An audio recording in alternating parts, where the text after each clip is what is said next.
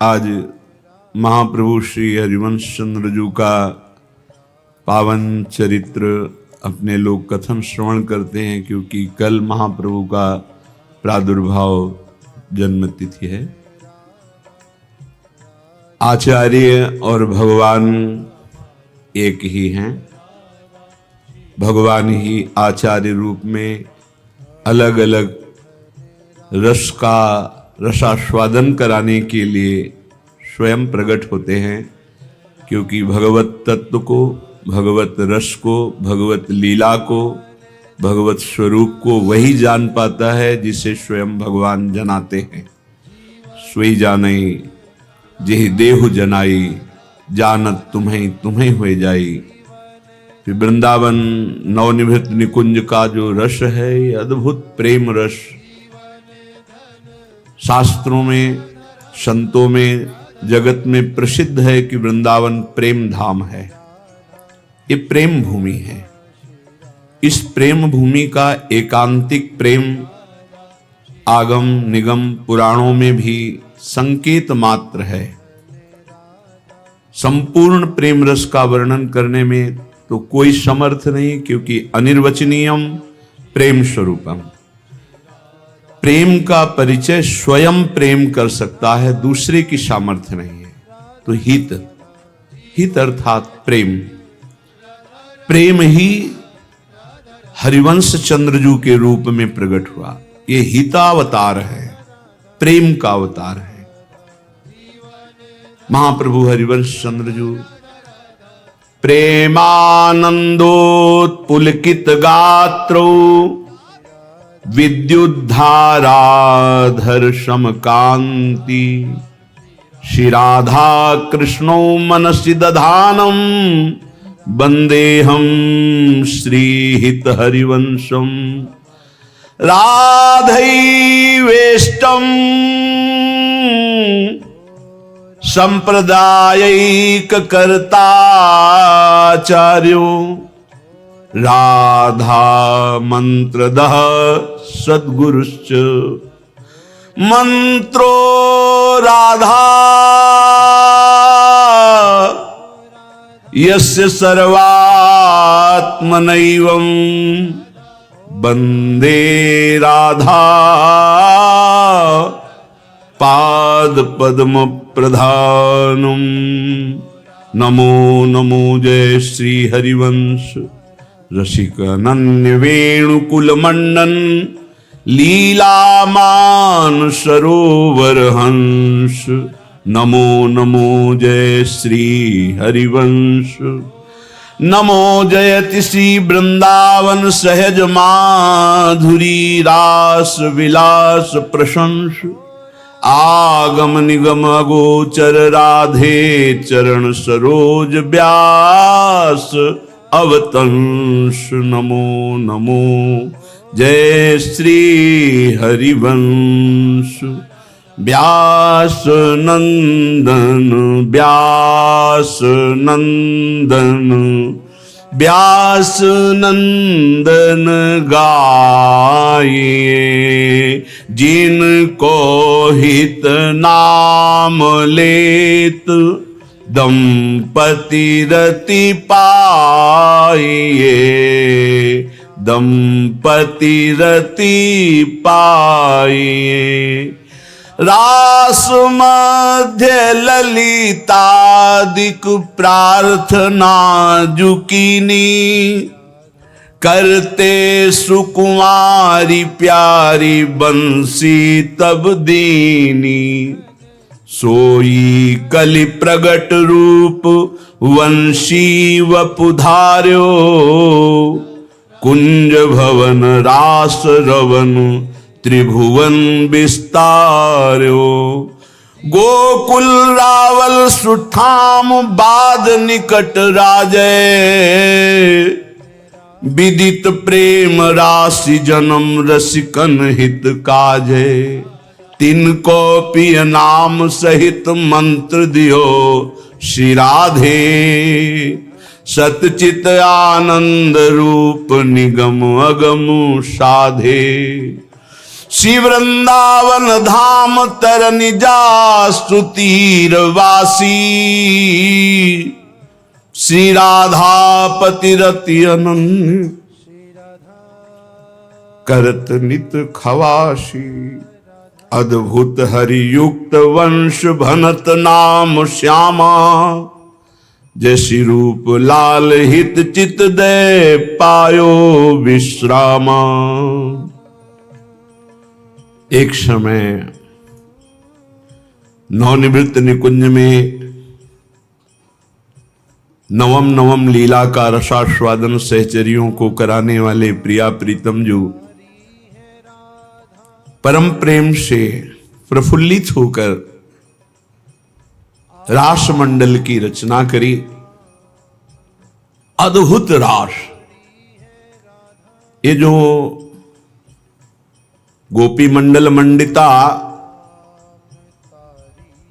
ये भगवान ने अवतार लेकर कुछ रास का रसास्वादन कराया, लेकिन निरंतर नित्य महारस वर्षण नवनिवृत्त निकुंज का रास, जिसमें महादेव जी का भी प्रवेश नहीं। वृंदावन अवतार लीला में महारास गोपी मंडल मंडिता, इसमें एक रात्रि के लिए भगवान शंकर का प्रवेश है। नवनिवृत्त निकुंज में न देवैर ब्रह्माद्यैर न खलु हरिभक्तैर न सुहृदादिभिर यद्वै राधा मधुपति रहस्यम सुविदितम। ये वृंदावन नवनिवृत्त निकुंज एकांतिक रस गोप गोपिन आदि दुर्लभ ते सुखें दिन प्रतिल है। जिन गोपी जनों की चरण रज की वंदना बड़े बड़े भजनानंदी महापुरुष परमहंस करते हैं, उन गोपी जनों में जो प्रेम का प्रादुर्भाव हुआ वो हमारी लाडली जू महारानी जू के नख चंद्र से जो छटा प्रकाशित हुई, उसी से प्रेम छटा पूरी हृदय वाली गोपी जन हुई। यत पाद पद्म नख चंद्रमणि छटाया विस्फूर्जितम किमपि गोप वधुस्वदर्शी पूर्णानुराग रस सागर सार मूर्ति साराधिका मई कदापि कृपाम करो। तो प्यारी जू और प्यारे जू यमुना जी के पावन पुलिन रास मंडल में मध्य में विराजमान हैं। आसपास समस्त सहचरी मंडल, उस मंडल के मध्य में श्यामा श्याम रंग भरे गान कर रहे, नृत्य कर रहे। बड़ा अद्भुत रास, पद श्रवण करें। मंडल मध्य रंग भरे श्याम श्याम राजे, मंडल मध्य रंग भरे श्यामा श्याम राजे, मंडल मध्य रंग भरे श्याम श्याम राजे, मंडल मध्य रंग भरे श्याम श्याम राजे। सुधर र र र र र र र र र मुरली घोर गाजे, सुधर र र र र र र र र मुरली घोर गाजे, सुधर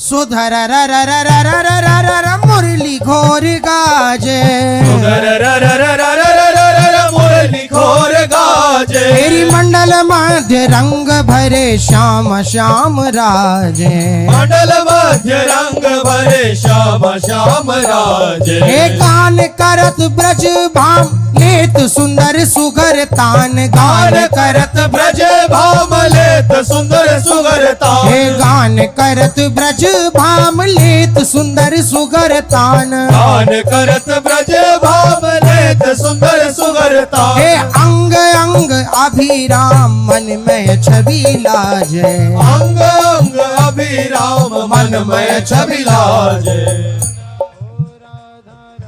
अंग अंग अभिराम मन मथ छवि लाजे अंग अंग अभिराम मनमथ छवि लाजे तेरी गान करत ब्रज भाम लेत सुंदर सुगर तान अंग अंग अभिराम मन मथ छवि लाजे गान करत ब्रज भावलेत सुंदर सुगर तान अंग अंग अभिराम मनमथ छवि लाजे दिगताम दिगताम दिगताम ताधिलांग ताधिलांग ताधिलांग दिदिकिट दिदिकिट दिदिकिट गिटगिडांग गिटगिडांग गिटगिडांग गगिट गिटगिट गाजे दिगताम दिगताम दिगताम ताधिलाम ताधिलाम ताधिलाम दिदिकिट दिदिकिट दिदिकिट गिड़गिड़ाम गिड़गिड़ाम गिड़गिड़ाम गिड़गिड़ गाजे दिगताम दिगताम दिगताम ताधिलांग ताधिलांग ताधिलांग दिदिकिट दिदिकिट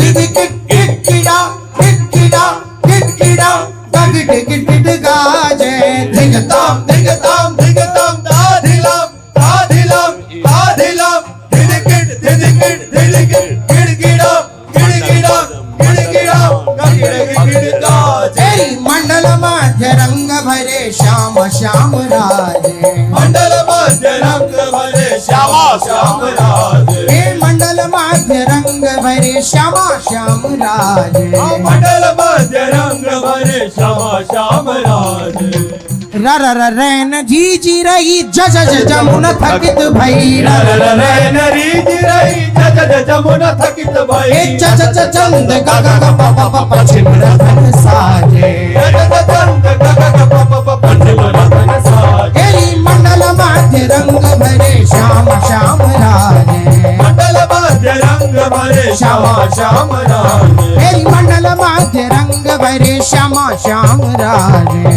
मंडल मध्य रंग भरे श्यामा श्याम हे राजे जय श्री कृष्ण दास हित विलास शोभित रस रूप राशि कृष्णदास हित विलास शोभित रस रूप तेरी राशि वृंदा विपिने विलास रंग रयो आजे वृंदा विपिने विलास रंग रयो आजे हे मंडल माध्य रंग भरे श्यामा श्याम राजे मंडल मध्य रंग भरे श्यामा श्याम राजे हे मंडल माध्य रंग भरे श्यामा श्याम राजे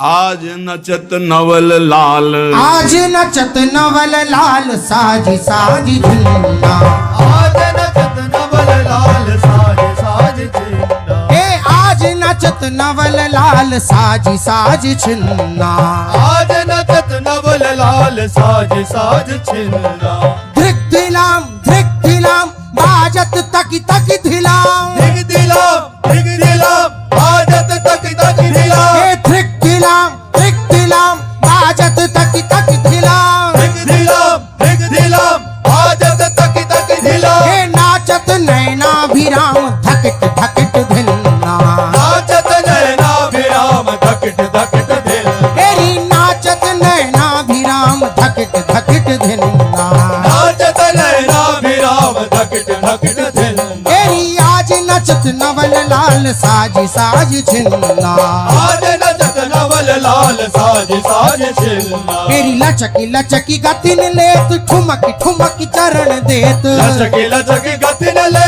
तो ठुमक ठुमक चरण तेरी दे कर की करतार देत बदत ठोम ठिन्ना कर की करतार देत बदत ठोम ठिन तेरी कर की करतार देत बदत ठोम ठिन्ना कर की करतार देत बदत ठोम ठिन्ना हे ललिता बदत फूल श्याम दीदी तक धीधिला ललिता बदत फूल श्याम दीदी तक धीधिला ललिता बदत फूल श्याम दीदी तक धीधिला ललिता बदत फूल श्याम दीदी तक धीधिला हे प्यारी हित रूप लाल नचो छनन छिन्ना प्यारी हित रूप लाल नचो छनन छिन्ना हे आज नाचत नवल लाल साज साज छिन्ना आज नाचत नवल लाल साज साज छिन्ना आज नाचत नवल लाल साज साज छिन्ना आज नाचत नवल लाल साज साज छिन्ना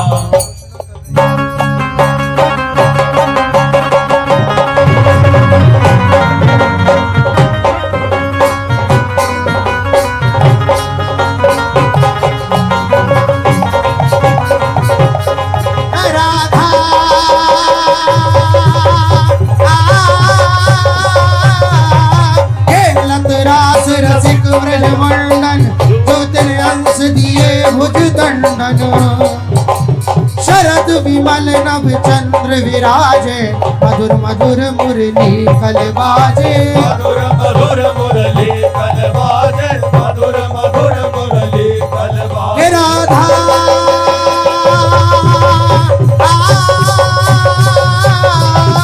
अतिराजत घनश्याम तमाला कंचन मेरी बनी ब्रजवाला तेरी बाजत ताल मृदंग उपंगा गान मदत मन कोटि अनंगा गान मदत मन कोटि अनंगा गान मदत मन कोटि अनंगा राधा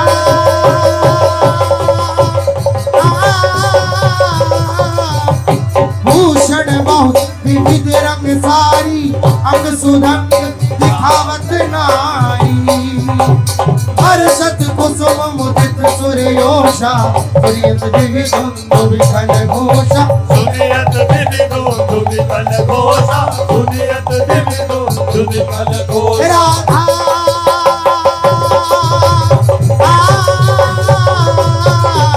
हित हरिवंश मगन मन श्यामा राधा रमण सकल सुख धामा तेरी खेलत रास रसिक ब्रज मंडन जो तेरे हंस दिए मुझ दंडन जो भुवतिन हंस दिए भुज दंडन भुवतिन हंस दिए भुज दंडन।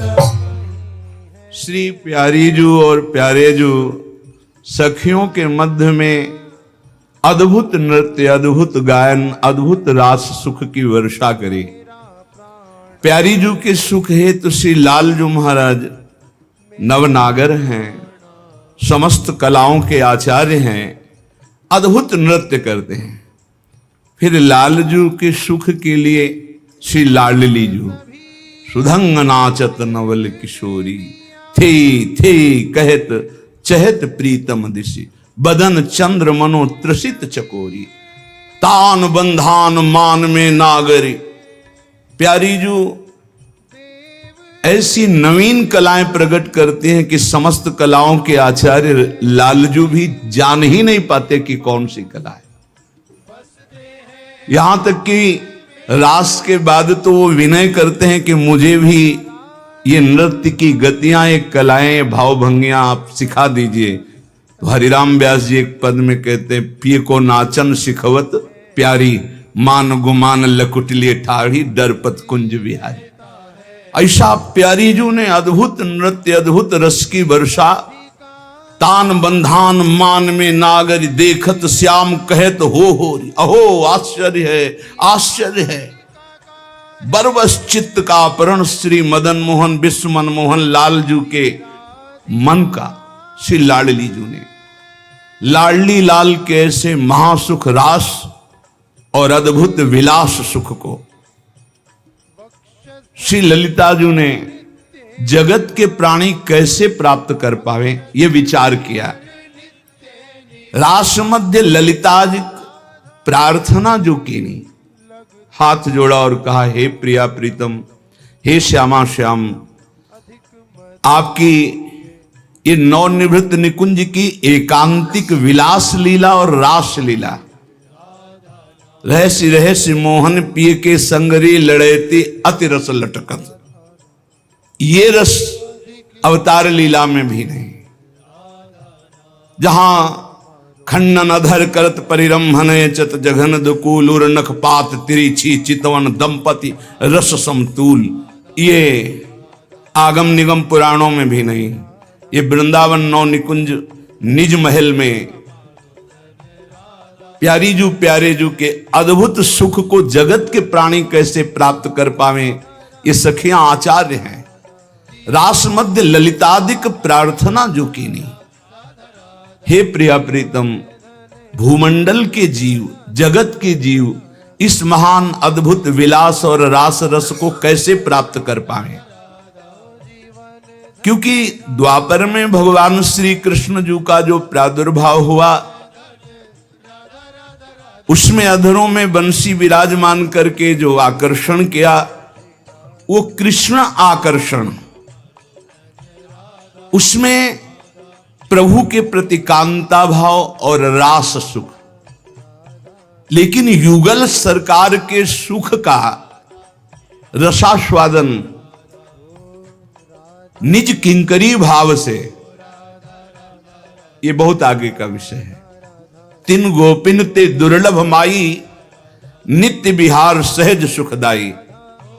इसके लिए ललिता जी को विचार हुआ कि भूतल के प्राणी इस नित्य विहार रस भजन को कैसे प्राप्त कर पाए। प्यारी जू से प्रार्थना की, प्यारी जू प्यारे जू की तरफ प्रश्नवाचक दृष्टि से बात की, दृष्टि से कि हमारे सुख संपादन में सर्वश्रेष्ठ रस रसिक चूड़ामणि, ये ललिता जो ऐसा चाह करती हैं कि भूतल के प्राणी सर्वोपरि भजन महामाधुर्य रस वृंदावन नित्य विहार रस, इसको कैसे प्राप्त करें। तो लालजू ने अपने कर कमल में विराजमान वंशी जी को प्रदान किया। प्यारी जू ने वो वंशी ललिता जी को दी और ललिता जी से कहा कि हमारे अद्भुत सुख का रहस्य जानने वाली ये बंसी सखी जो हित सजनी के स्वरूप में आपके समीप रहती हैं, बंसी के स्वरूप में लालजू के कर कमल में रहती है और हित स्वरूप से हम दोनों के हृदय में रहती हैं। हित स्वरूप सो बिवि हिये, बिविकर बंसी माही, सखी स्वरूप सखीन सो यो हित निकट रहाए। हित का अवतार होगा, क्योंकि तत्सुख भाव के बिना नवनिवृत्त निकुंज के रस का परिचय ही नहीं मिल सकता। भगवत रसिक रसिक की बातें रसिक बिना को समझ सके ना। साधारण भागवतिक प्रेम के लिए तो भक्ति सूत्र में देवर्षि नारद जी ने कह दिया, वेदान्नपि सन्नस्तिसा केवलम अविच्छिन्न अनुरागम लभते। प्रेम वेदातीत है, जो वेद का संपूर्ण रूप से त्याग कर देता है वो अखंड प्रेम को प्राप्त होता है। जहां वेद त्याग के लिए स्वयं भगवान कह रहे हैं त्रिगुण विषया वेदा निस्त्रिगुण भवा अर्जुन, तो वेद भी इस प्रेम रस को नहीं जानता। आगम निगम पुराण अगोचर सहज माधुरी रूप निधिम, यान भय आनंद कंद निज संपत्ति, गुप्त सुरीति प्रगट करणम, जय जग उद्युत व्यास कुल दीपक श्री हरिवंश चरण शरणम। वृंदावन अधीश्वर श्री श्यामा श्याम जी का ये जो एकांतिक प्रेम रस है, इसमें यन नारदाजे सुकैरगम्यम वृंदावने वंजुल मंजु कुंजे तत्कृष्ण चेतो हरणैक विज्ञ मत्रास्त किंचित परमम रहस्यम। भगवत स्वरूप ये अवतारी महापुरुषों ने श्रीमन नारायण नाम में रूप में मगन देवर्षि नारद जी भक्ति के आचार्य हैं। भक्ति की चरम सीमा प्रेम का वर्णन किया। शनकादि ब्रह्मबोध संपन्न महापुरुष हर समय हरिशरणम मंत्रोच्चारण करते हुए भगवत लीला कथा में डूबे रहते हैं। भगवान शंकर अमृतमय कथा का गान करते हुए उमा जी सहित मगन रहते हैं। कभी कभी भगवान का जब अवतार होता है तो उनकी नित्य लीलाओं में भी प्रवेश करके सुख का रसास्वादन करते हैं, लीला सुख का, रास सुख का। पर नवनिवृत्त निकुंज में यन नारदा जैस नारद अज ईश माने भगवान शिव, अज माने ब्रह्मा, नारद जी, शुक और शनकादि, इस रूप में इन महापुरुषों का भी प्रवेश नहीं। यन नारदा जे सुकैर अगम्यम वृंदावने वंजुल मंजु कुंजे तत्कृष्ण चेतो हरणैक विज्ञ मत्रास्त किंचित परमम रहस्यम। ये परम रहस्य कैसे जगत के प्राणियों को मिले और भक्ति के रसों का, दास्य भाव का, शक्य भाव का, वात्सल्य भाव का, यहां तक कि कांता भाव रस का भगवान ने आचार्य रूप में अवतार लेकर के वितरण किया, पान कराया।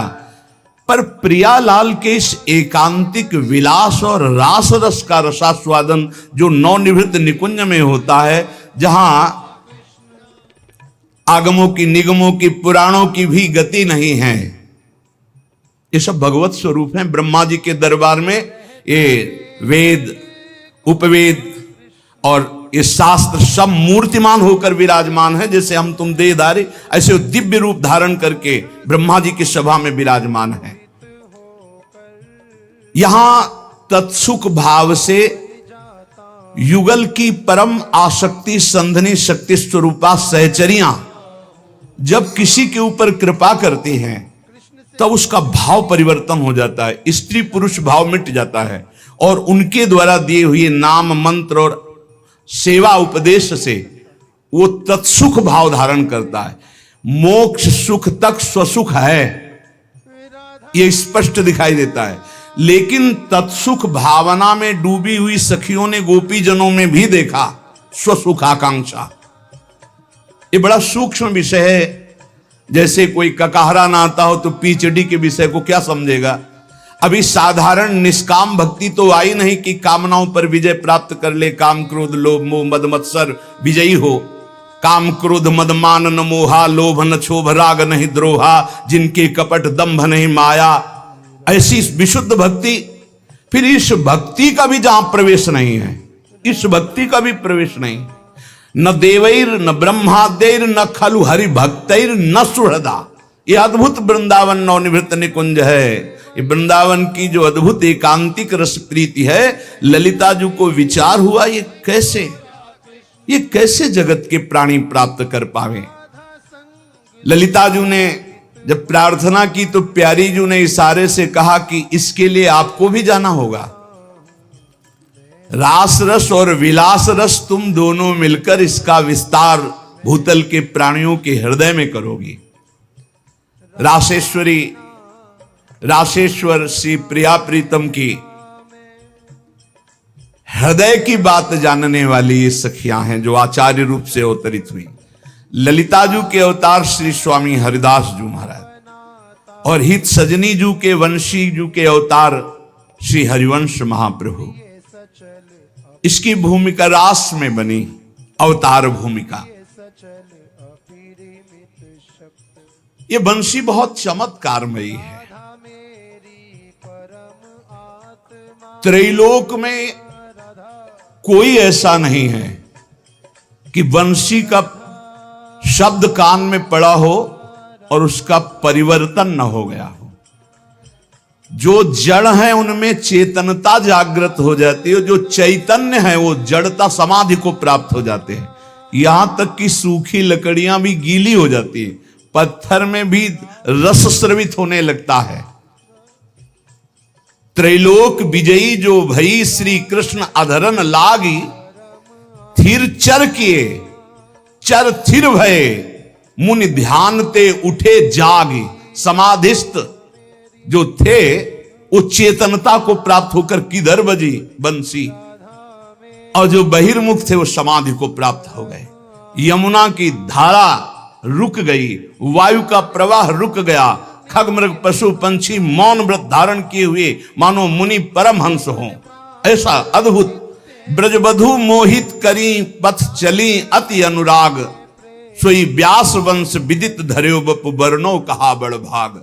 वही बंशी जो श्री राधाजू, वही हरि, और जो श्री हरिजू वही राधा, और राधा हरि तिनको प्रेम सुबंसी। सुबंसी श्री हरिवंश धर्यो बपू, रुचिर नाम जगत पर संसी। प्रिया प्रीतम का मिलित प्रेम ही बंसी रूप में है, और वही बंसी बपू धारण करके हरिवंश रूप में प्रकट हुई।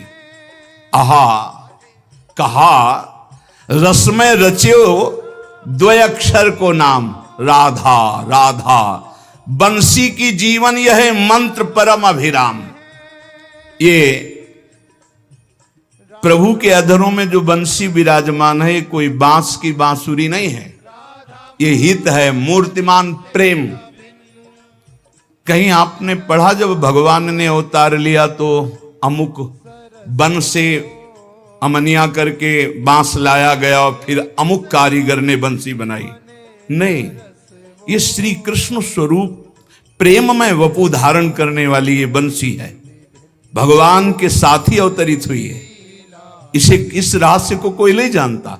कहीं आपको कि अमुक कारीगर ने बंसी की रचना की, अमुक बांस वन से ला करके और फिर प्रभु को, नहीं। ये जैसे भगवान सच्चिदानंद नित्य, ऐसे भगवान के आभूषण, भगवान के वस्त्र, भगवान के अस्त्र और भगवान का सब कुछ चिदानंदमय। श्यामा श्याम का प्रेम ही बंसी रूप में विराजमान है। राधा माधव का प्रेम मूर्त रूप हुआ वो हरिवंश चंद्रजू के रूप में। ये प्रेम मूल है। जो बंशी जी है, रसमूल मुरलिका आनंदिनी, ये रस की मूल है। बड़ा चमत्कार बंशी जी का, इसे कोई समझ नहीं पाया। एक भी गोप उठ करके नहीं गया, बजी तो यही, एक भी गोप नहीं गया, एक भी ऋषि मुनि नहीं भाग के आए। सब जो जहां जैसे था वहीं शिथिल कर दिया। आकर्षण किसी का नहीं किया बंसी जी ने, सिर्फ गोपी जनों का किया। आप पढ़ करके देख लीजिए, द्वापर में जो भगवान के अधरों में विराजमान होकर श्री कृष्ण आकर्षण में प्रेम क्लीम, ये श्री कृष्ण आकर्षण, राधाकर्षण, श्री कृष्ण आकर्षण। लेकिन जब बंसी जी अवतार धारण करें तो युगल आकर्षण, प्रिया प्रीतम, प्रधानता राधा चरण ठसक। लालजू महाराज के अधरों में विराजमान बंसी का एक व्रत है, रसना कटो जो अन रटो, निरख अन फुटो नयन, श्रवण फुटो जो अन सुनो, श्री राधा जस बैन। ये अद्भुत प्रेम। लालजू इस परा विद्या का निरंतर जप करते रहते हैं अपनी रसेंद्री से और वंशी से। इसीलिए बंसी इनके अधरामृत का पान स्वीकार करती है। नहीं, वो अनन्य है। लालजू के अधरों में विराजमान होकर निरंतर जो रसास्वादन करती है अधरामृत का, वो इसीलिए कि हरि रसना राधा राधा रट, ये उच्छिष्टामृत भुक्त वैव, ये अनन्य है। बंशी अनन्य है, अन्य उच्छिष्ट नहीं पा सकती, राधा उच्छिष्ट। राधा नाम सुधा रसम लालजू की जिह्वा में विराजमान है। जपत हरि विवश तव नाम प्रतिपद विमल, मनसी तव ध्यान ते निमिष नहीं टरिबो। इसलिए बंसी हर समय इनके अधरों में जब विराजमान होती है तो रसास्वादन करती है। मानो लालजू अपने अधरों में विराजमान करके बंसी को भोग लगा रहे हैं, राधा रस सुधा का। लालजू महाराज का आंतरिक हृदय प्रियाजू हैं और प्रियाजू महाराज का आंतरिक हृदय लालजू हैं। श्याम रंग श्यामा रंगी, श्यामा के रंग श्याम, और सहचरी का हृदय श्यामा श्याम है। बड़ा प्रेम गरु है सहचरी का। लालजू की रूप माधुरी, लावण्य माधुरी देखकर प्रियाजू चकोरी की भांति उनके रूप रस का पान करती है। लाडली जू के मुख चंद्र को देख करके लालजू के नेत्र चकोर भय बेसुध हो जाते हैं, और सखियां दोनों युगल के रूप मुख चंद्र का पान करके सावधान होकर सेवा कर रही। इसलिए सखियों का प्रेम बहुत गरु प्रेम है। वंशी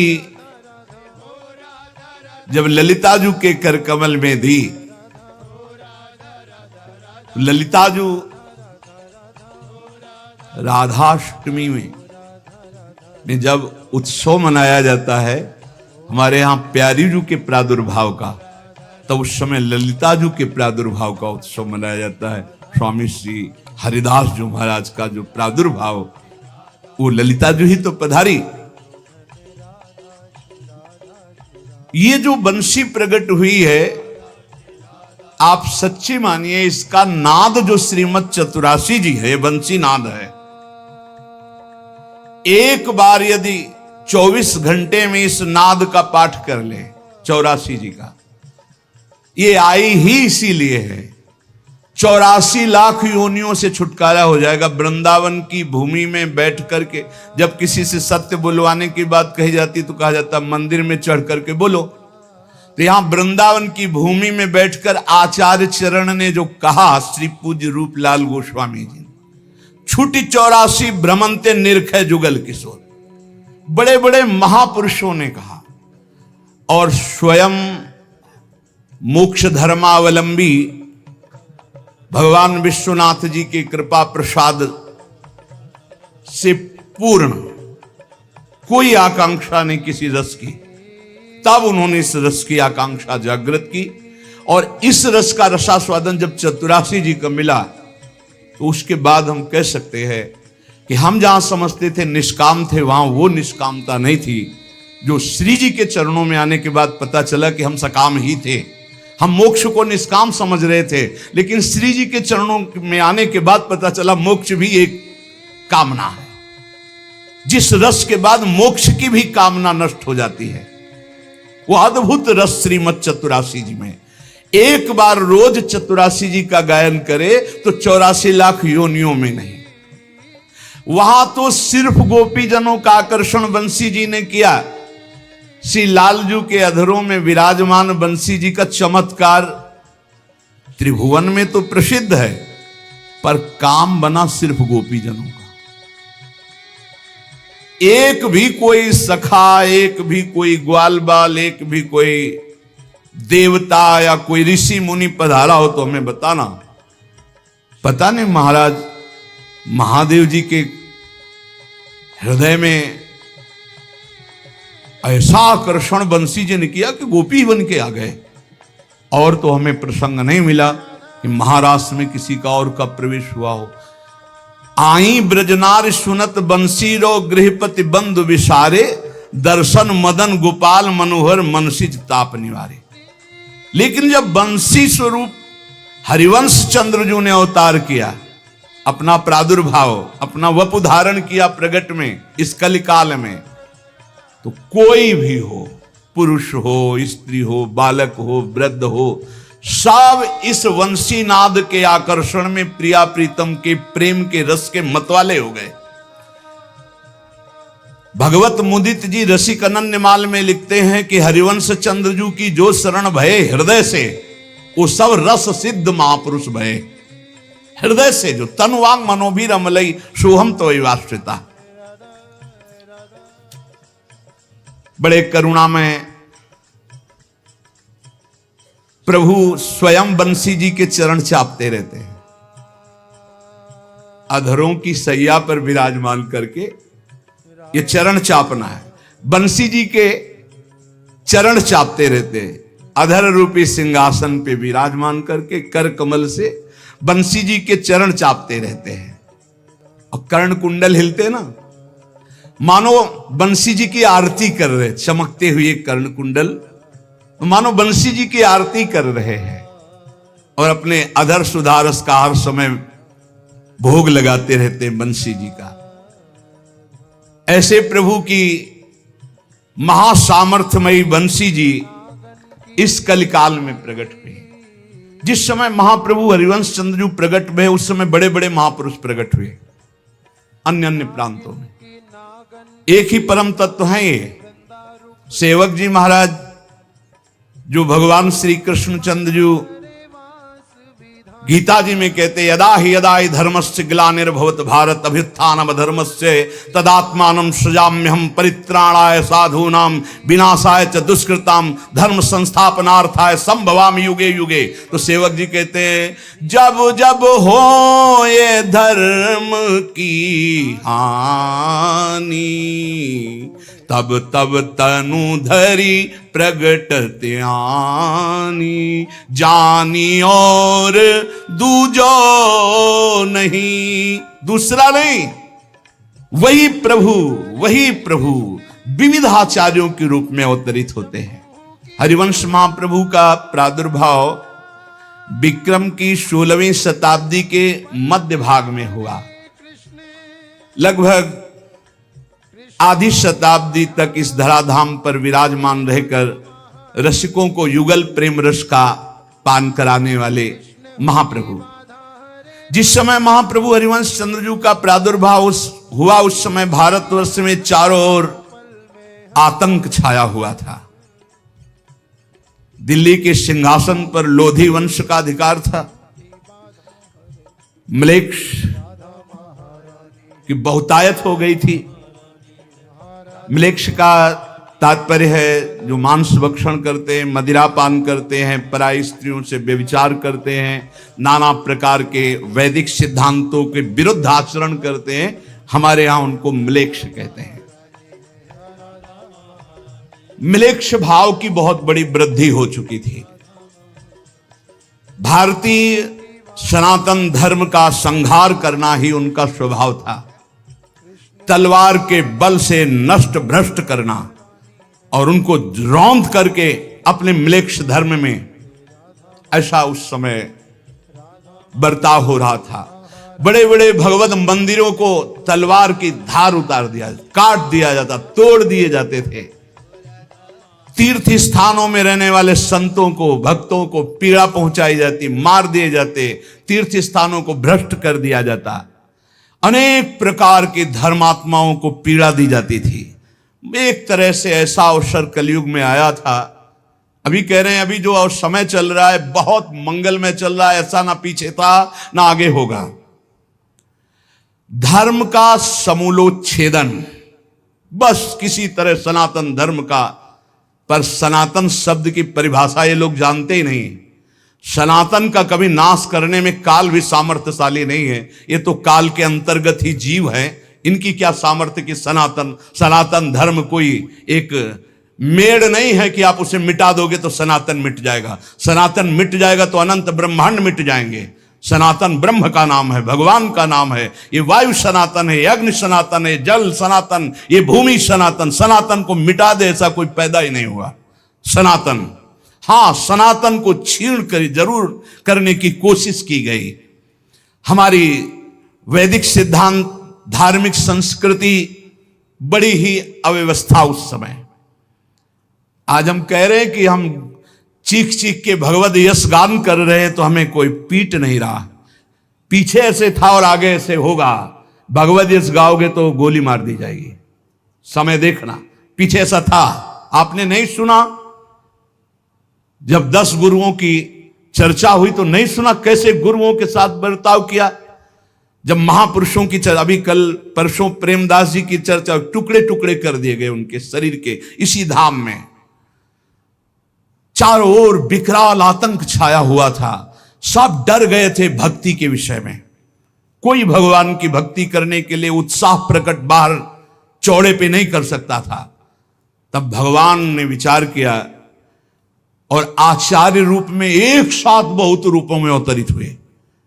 उस समय भरमार लग गई वैष्णव महापुरुषों की, एक से एक सामर्थ्यशाली, जो तप बल, भगवत बल, नाम वाणी में डूबे हुए, जिनके प्रभाव से ही माया का प्रपंच नष्ट हो जाए और भक्ति का प्रभाव जग जाए। भारतीय संस्कृति को मानो प्राण निकल रहे थे, फिर संजीवनी मूरी मिल गई, ऐसा समय आया।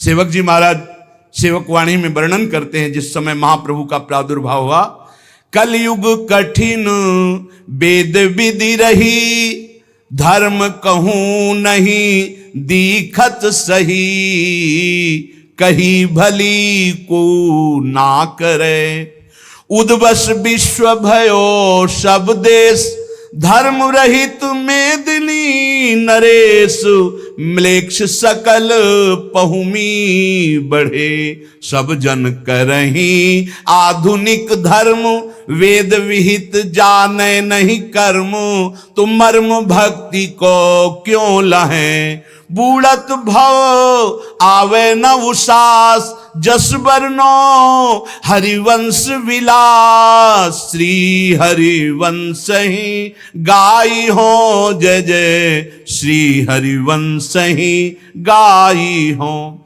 कलयुग का ऐसा प्रभाव बढ़ा उस समय, वेद प्रतिपादित धर्म का पालन करना कठिन हो गया। जहां सुना जाता कि वो सनातन वैदिक सिद्धांत से चल, काट के फेंक दिया जाता।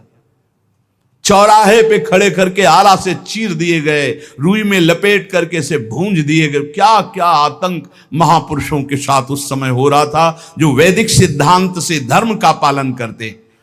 सेवक जी महाराज कह रहे, धर्म कहूं नहीं दिखत सही, कहीं नहीं दिखाई दे रहा था कोई सही ढंग से वैदिक सिद्धांत शास्त्र मर्यादा के अनुसार धर्म का पालन करे।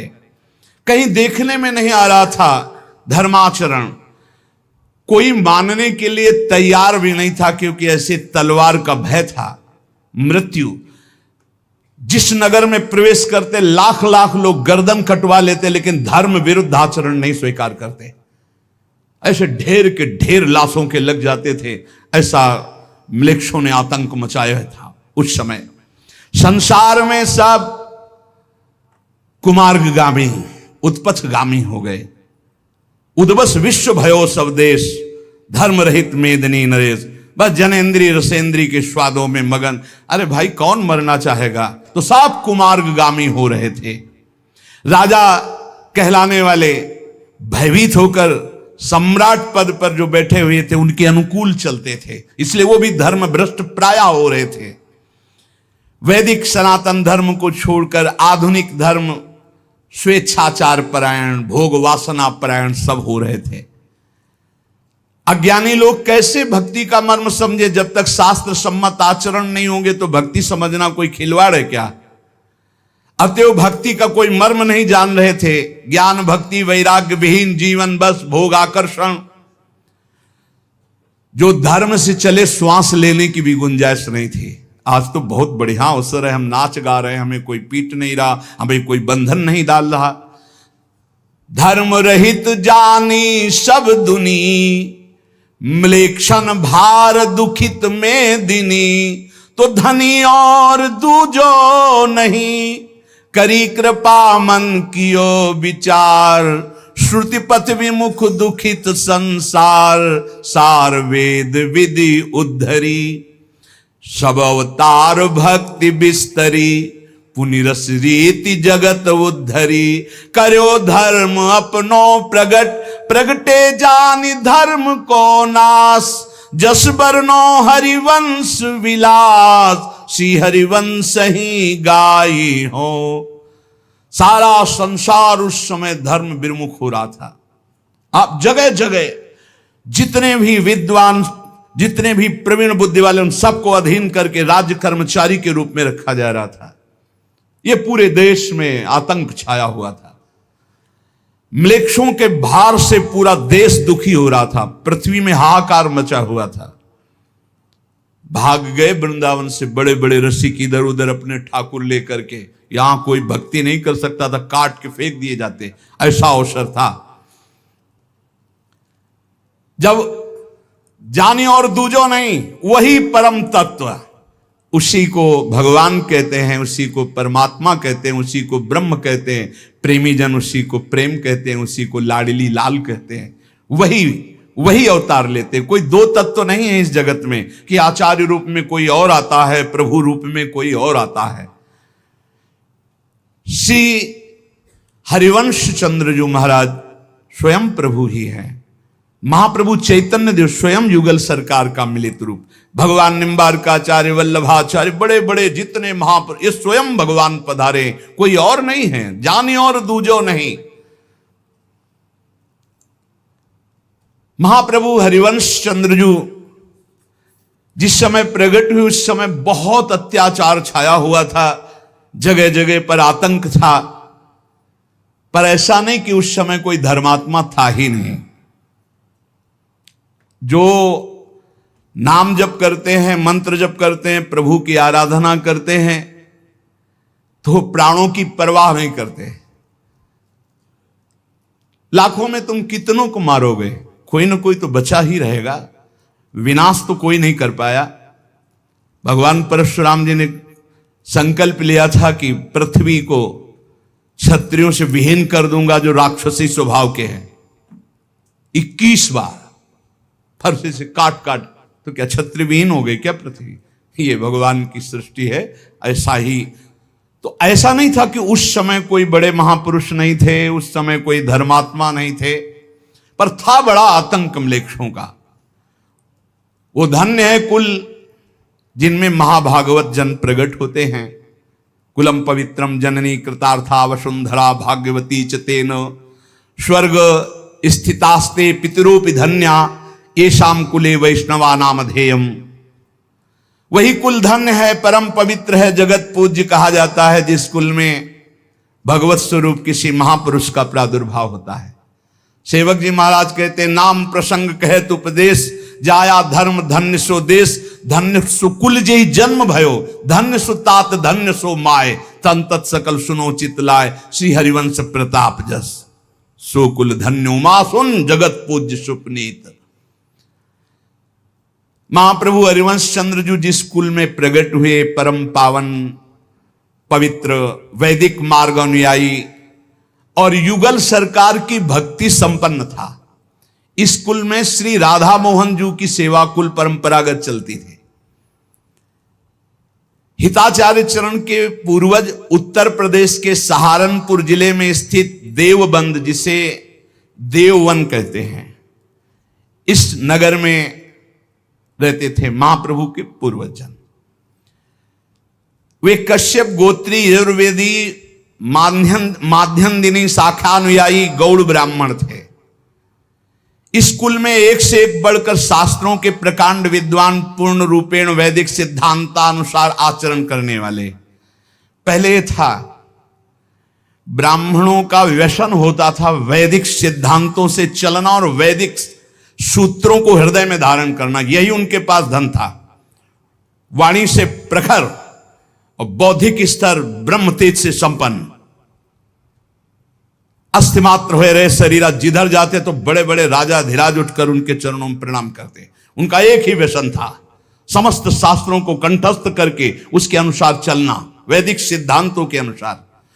और क्षत्रियों का था धर्म से बुद्धि को पवित्र करते हुए भुजाओं के बल से सबकी रक्षा करना।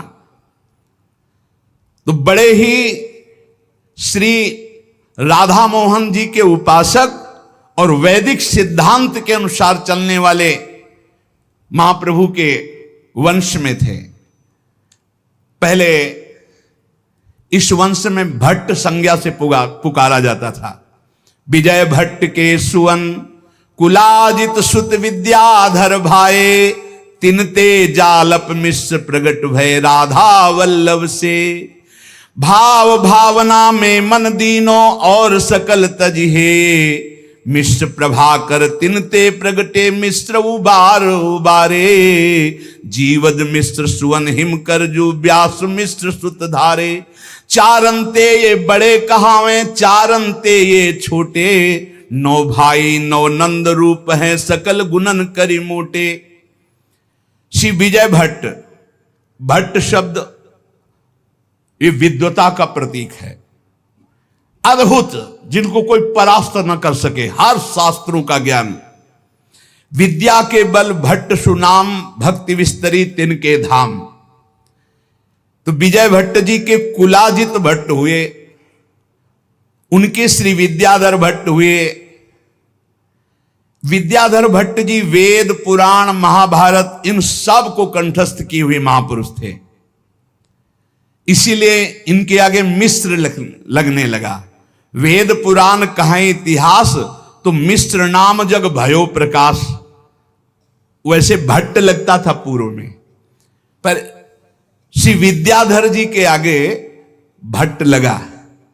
पर वेद पुराण इतिहास इन सब के मर्मज्ञ तो उनसे श्री जालप मिश्र जी हुए। युगल सरकार के बड़े ही उपासक थे राधा मोहन जी के। वहां के तत्कालीन राजा इनके शिष्यत्व को स्वीकार करके राजगुरु पदवी पर विराजमान किए हुए थे। उनके पुत्र हुए उदयकर मिश्र, उनसे जीवद मिश्र, फिर उनसे हिमकर मिश्र। महापुरुषों की वंशावली सुनने से संपूर्ण अविद्या नष्ट हो जाती है।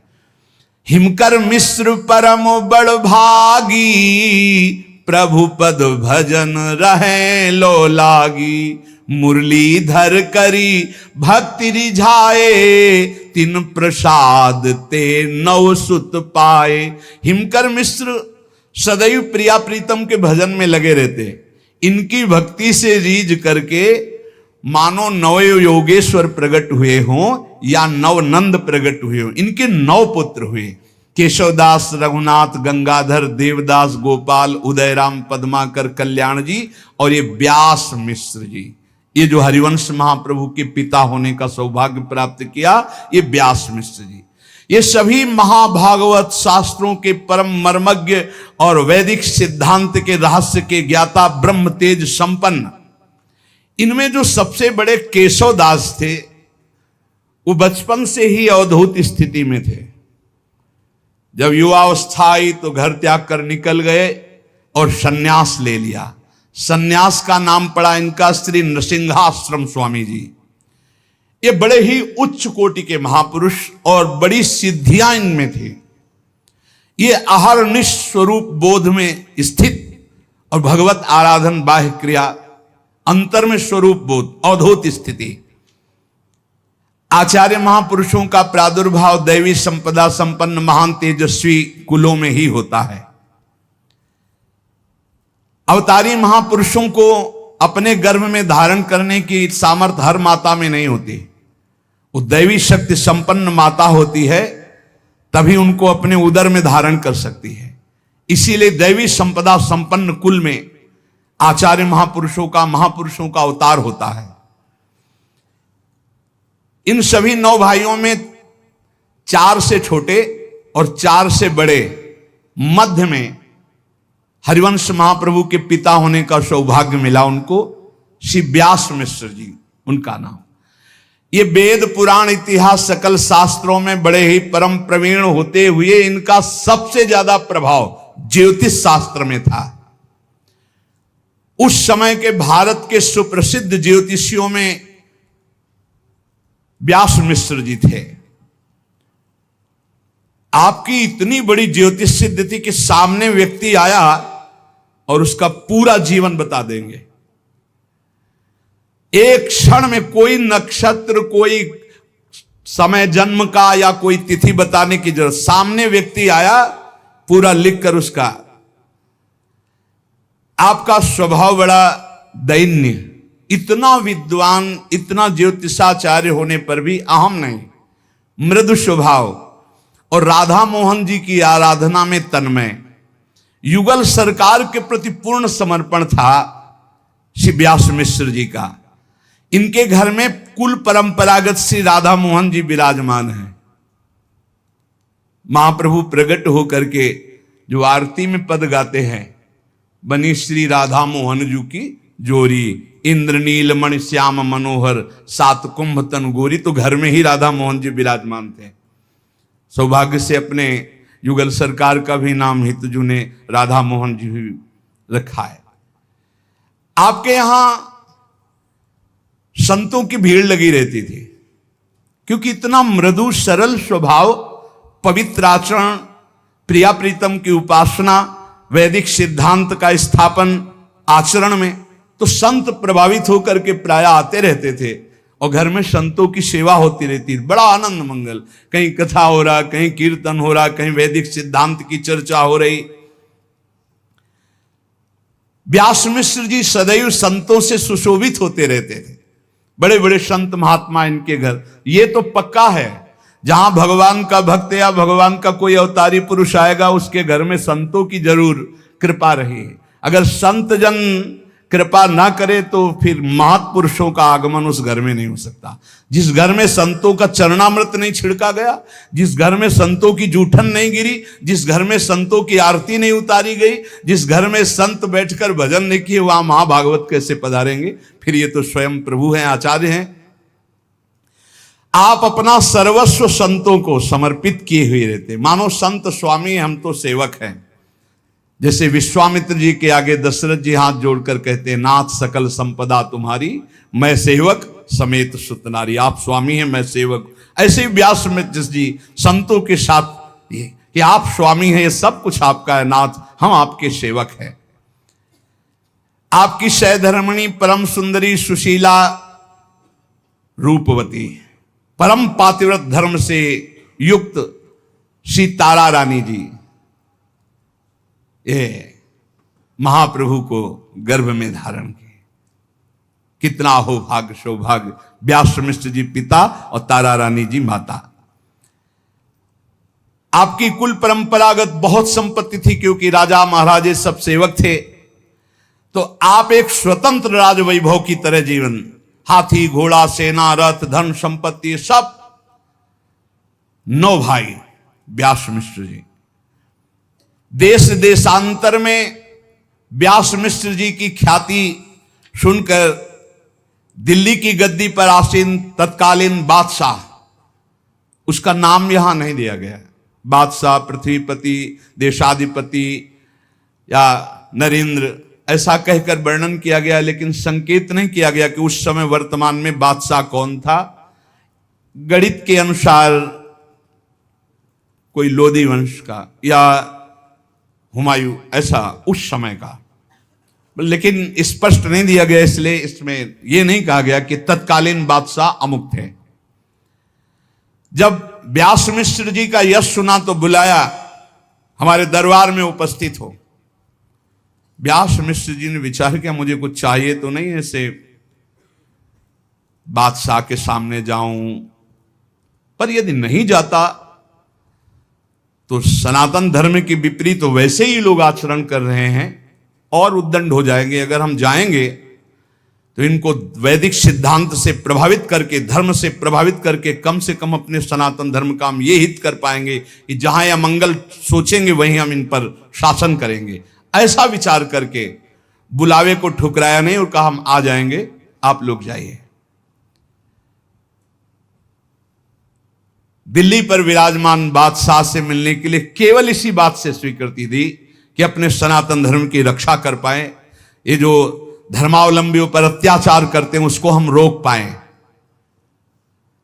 श्री व्यास मिश्र जी देवबंद से लगभग 170 किलोमीटर दूर दिल्ली, अब हाथी घोड़े रथ सब थे ही, बादशाह के दरबार में पहुंचे। वहां सूचना हुई परम ज्योतिषाचार्य व्यास मिश्र जी पधारे हैं।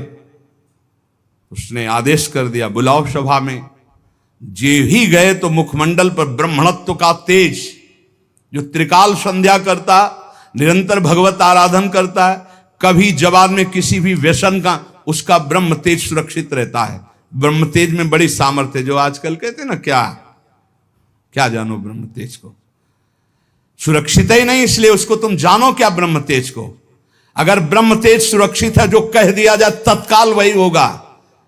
अभी कुछ वर्ष के बालक है सरंगी ऋषि, कह दिया महाराज परीक्षित को 7 दिन में तक्षक काटेगा, तो किसी ब्रह्म ऋषि की ताकत नहीं थी कि उस बालक के वचन को मिटाल सके।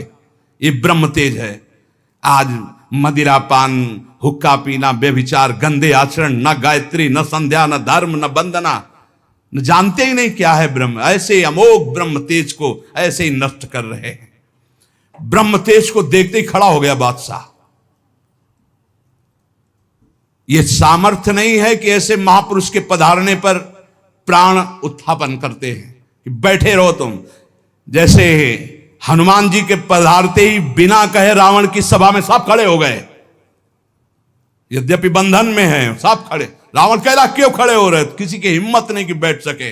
महावीर भगवान शंकर का साक्षात अवतार, महाभागवत, महान शक्ति संपन्न, सब खड़े हो गए अपने आप। ऐसे ही व्यास मिश्र को देखकर बादशाह और उनके सामंत सब खड़े हो गए। व्यास मिश्र जी ने समीप जाकर 4 नारियल अर्पित किए और राजा में भगवान का वास ऐसी भावना से नमस्कार किया।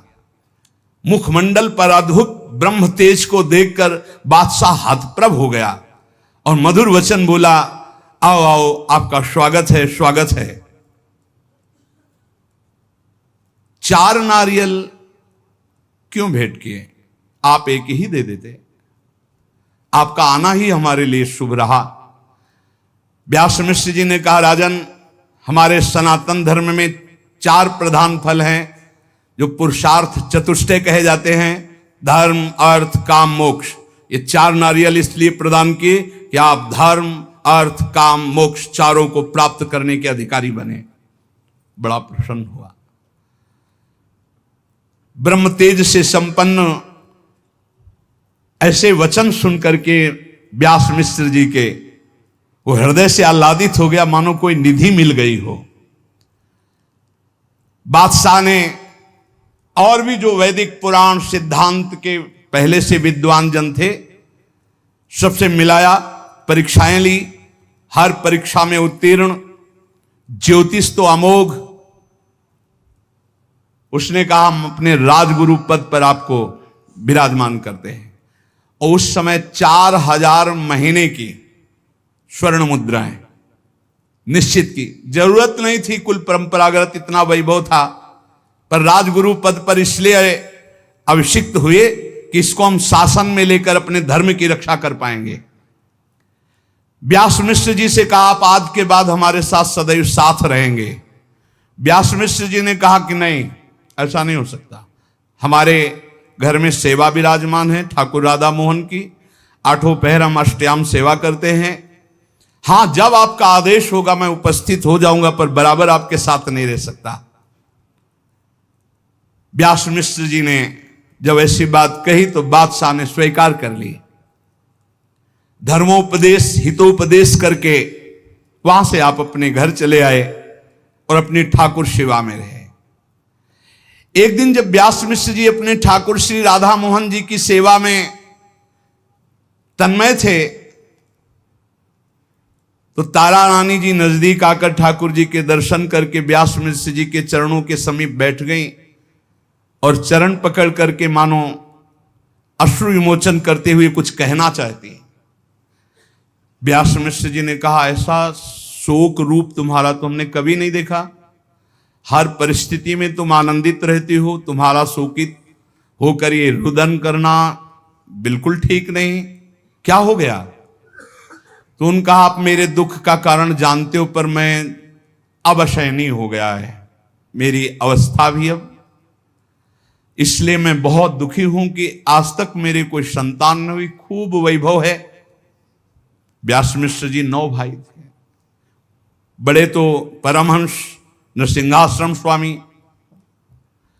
कोई हमारे संतान ही नहीं, तो ये सब भोग वैभव ये सब काटने को दौड़ता है। मुझे अब कुछ अच्छा नहीं लगता। ये संपत्ति भवन प्रकाश संतति बिनु मन रहे उदास, मुझे ये सब, मुझे संतान चाहिए। तो उन्होंने कहा कि मुझे ज्योतिष का ज्ञान है, ये तुम जानती हो, मैंने अपनी और तुम्हारी भाग्य रेखा देखी। भाग्य रेखा के बल से तो संतान सुख है ही नहीं, अर्थात संतान होगी ही नहीं। आपको पता है मैंने इस अपने प्रारब्ध को मिटाने के लिए बड़े बड़े व्रत किए, दान पुण्य किए, पुत्रेष्टि यज्ञ की, पर मंगलमय भगवान की इच्छा नहीं है, इसलिए मेरा प्रारब्ध नहीं मिट रहा, मेरे भाग्य में नहीं लिखा पुत्र होना। अब जो मेरे प्रभु की इच्छा उसी में मुझे राजी होना चाहिए, आपको रोना नहीं चाहिए। व्यास मिश्र जी ने तारा रानी से ऐसा कहा। और पुराणों की कथाएं विविध प्रकार की व्यास मिश्र सुनाकर तारा रानी को संतुष्ट कर रही। तारा रानी ने कहा देखो आप अभी समझा कर भेज दोगे, लेकिन मुझे भोजन नहीं पाना और अब मुझे कुछ अच्छा नहीं लगता, अब मैं एकांत में बैठ के रोऊंगी ही यदि मेरे संतान नहीं हुई। मेरे अंदर बहुत पीड़ा है कि मुझे अब संतान चाहिए, अवस्था भी धीरे धीरे परिवर्तित हो रही है, संतान हुई नहीं, और आप मुझे पौराणिक सिद्धांत सुनाकर समझाना चाहते हैं। मैं जा तो रही हूं आपके पास से, लेकिन मुझे संतान चाहिए, आप सर्व समर्थ हैं, इसलिए आपसे प्रार्थना करती हूं। चली गई तो प्रभु के सामने बैठे बैठे वो चिंतन में डूब गए। अचानक राधा मोहन जी की कृपा से याद आई नृसिंहाश्रम स्वामी जी की कि मेरे भाई बड़े अवधूत हैं और बड़ी सिद्धियों को प्राप्त की, बचपन से भगवत आराधना में अगर वो चाहें तो प्रारब्ध मेट सकते हैं, क्योंकि भगवान अपने प्रण को विसार कर भी भक्त का प्रण पूरा करते हैं। तो यदि वो चाह लें कि संतान हो जाएगी तो पक्का हो जाएगी, लेकिन वो कहां है, मेरी बात कैसे पहुंचेगी उन तक, अब ये तो भगवान के ऊपर ही है। नृसिंहाश्रम स्वामी जी कभी एक जगह ज्यादा टिकते नहीं थे, पूरे भारत की नदियों में भ्रमण करना, तीर्थ स्थानों में भ्रमण करना। ज्ञान के समुद्र तत्वबोध संपन्न महापुरुष और प्रगट में भक्ति का आचरण करने वाले। काशी, प्रयाग, कुरुक्षेत्र, बद्रीनाथ, केदारनाथ, गंगोत्री, यमुनोत्री, विभिन्न तीर्थों में पावन गंगा यमुना की प्रदक्षिणा, ये सब नृसिंहाश्रम स्वामी जी। नृसिंहाश्रम स्वामी जी कैसे मिले, ये बात राधा मोहन के ऊपर छोड़ दी व्यास मिश्र जी ने।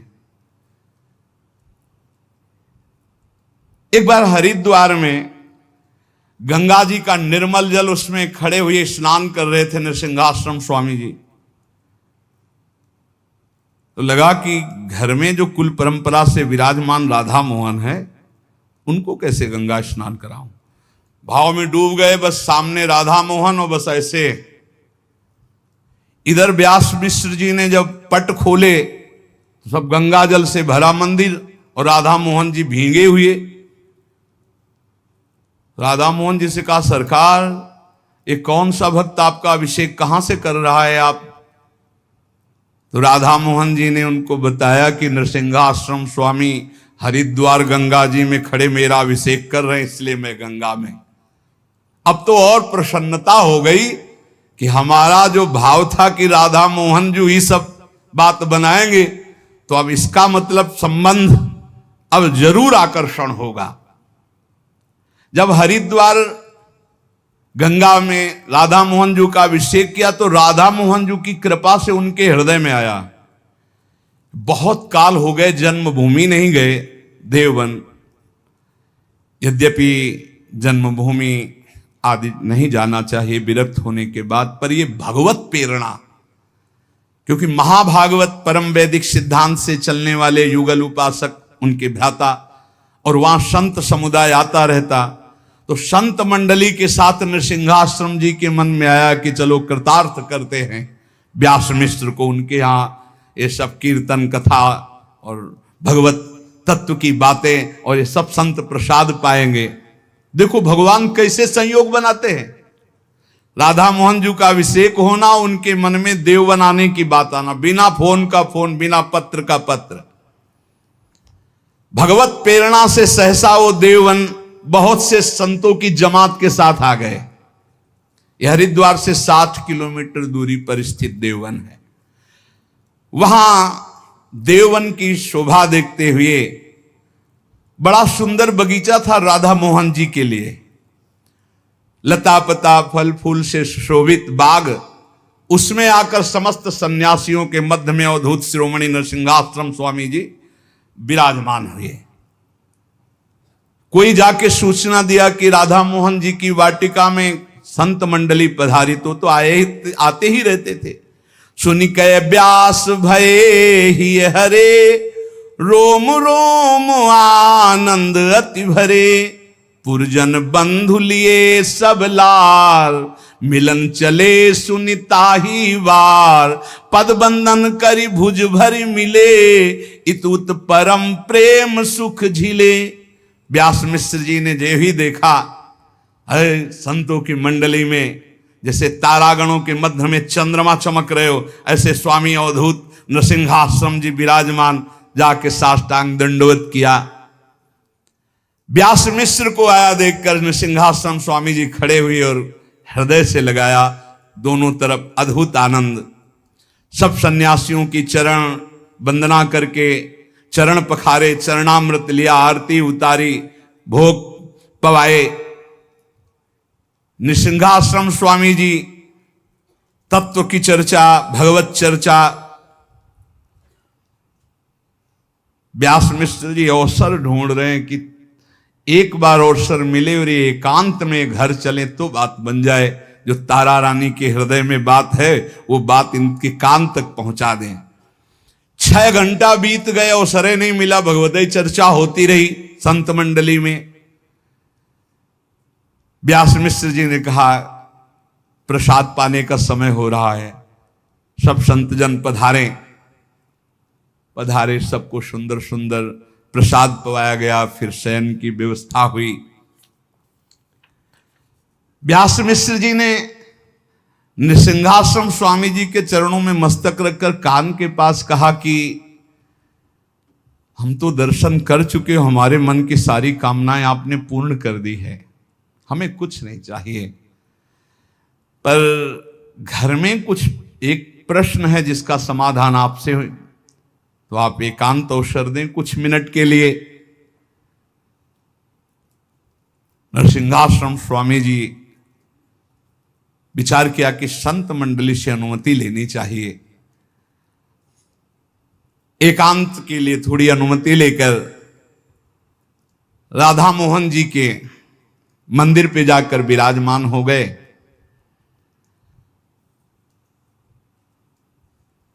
व्यास मिश्र जी ने कहा, भगवान आप जैसे महापुरुषों का अपनापन हमारे हृदय में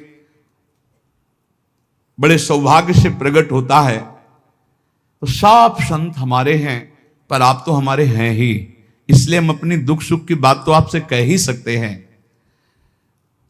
प्रभु मुझे यद्यपि सत्य कहता हूं कोई इच्छा नहीं, पर तारा रानी की तरफ कहा कि ये प्रतिपल रोती रहती हैं, उदास बैठी रहती हैं, अश्रु आ रहे हैं,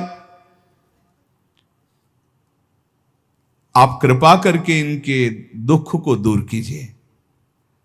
तो व्यास मिश्र से कहा कि तुम्हारी धर्म पत्नी क्यों दुखी है, क्या कमी है, क्यों परेशान है, पूछकर बताओ। व्यास जी ने तारा रानी से कहा कि तुम रुदन क्यों करती रहती हो, ये बात पूज्य स्वामी जी से कहो। स्वामी जी ने कहा, रुदन करने और बताने की कोई जरूरत नहीं है, तुम निरंतर भगवत चिंतन करती रहो, सब आनंद हो जाएगा, जैसे संत कहते हैं। तो उन्होंने कहा कि प्रभु आपके पिता के आप 9 पुत्र हुए, और व्यास मिश्र जी के आंगन में एक भी पुत्र नहीं है, मिश्र जी के आंगन में एक भी पुत्र नहीं। हमारे हृदय में प्रबल लालसा है कि एक पुत्र चाहिए, और वो अभी तक पूर्ण नहीं हुई, यही परम दुख का कारण है। आप सर्व सामर्थ्यशाली हैं, प्रणत जनों के दुख हरण करने वाले हैं, मुनि हैं, महात्मा हैं, सिद्ध हैं। आपकी कृपा से अनहोनी भी होनी में हो सकती है, होनी भी अनहोनी में। कर तुम अकर्तुम अन्यथा कर तुम, सर्व समर्थ आप हैं। मुझे आप कृपा करके वरदान दीजिए कि हमारे पुत्र हो। व्यास मिश्र जी ने सारी बात नरसिंहाश्रम जी से कही, तारा रानी की, क्योंकि डायरेक्ट बात नहीं, ये आर्य मर्यादा पहले थी।